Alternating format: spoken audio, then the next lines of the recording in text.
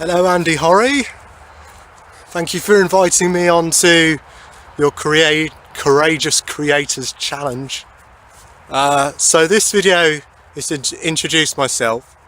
My name's Martin, and I suppose one of my primary interests in terms of content creation is meditation, but just general philosophy as well. So a bit about me, sort of conventional stuff. My conventional job is that I'm a programmer, I'm a dad, I'm a husband. I guess I should say that I've been involved with sort of the concepts of creativity and spirituality for quite a while. On the one hand, I run a group which is called Creative Spirituality on Facebook, and here this group is for people who acknowledge that they are creating their own spirituality and want to meet other people who are creating their own spirituality, for people in the UK. The other thing I guess I should mention is that the concept of bringing out something that's within you is a spiritual concept, and you can call that creativity, and especially when it's done in a spontaneous form as you recommended. Yeah, in the past I've been involved with creating sequences of movements which relate to grappling practices. You could say martial arts, but it's not really martial arts in the sense that these things are not really for fighting or war, just for physical interaction between people. And also my view on meditation is that it should be a creative process, not a ritual where you're just doing one thing over and over and again,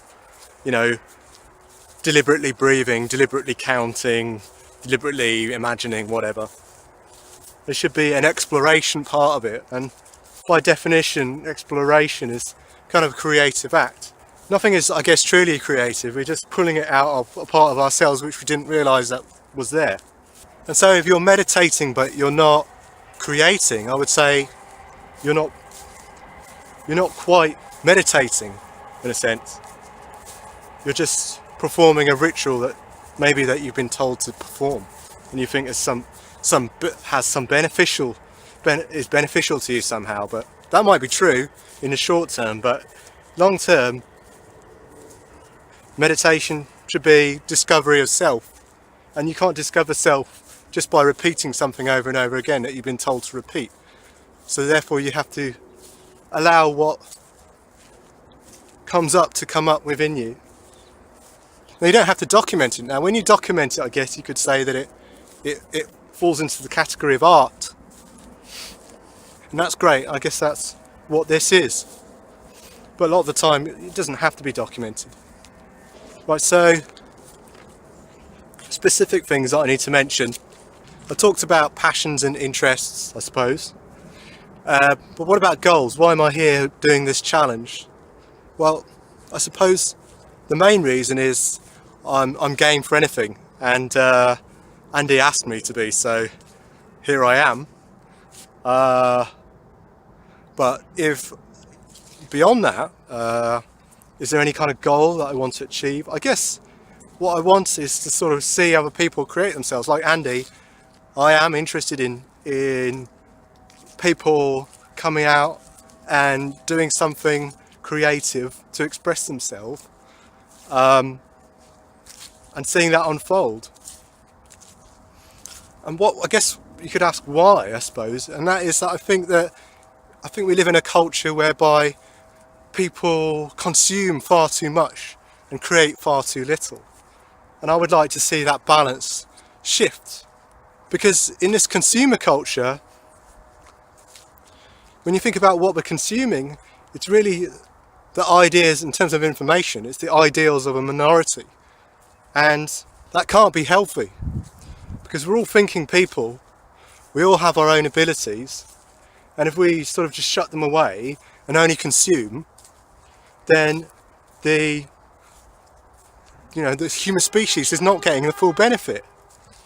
So in order to get the full benefit, Everyone needs to be creative. I mean, that doesn't stop you from consuming information, consuming art, but we also need to be creative.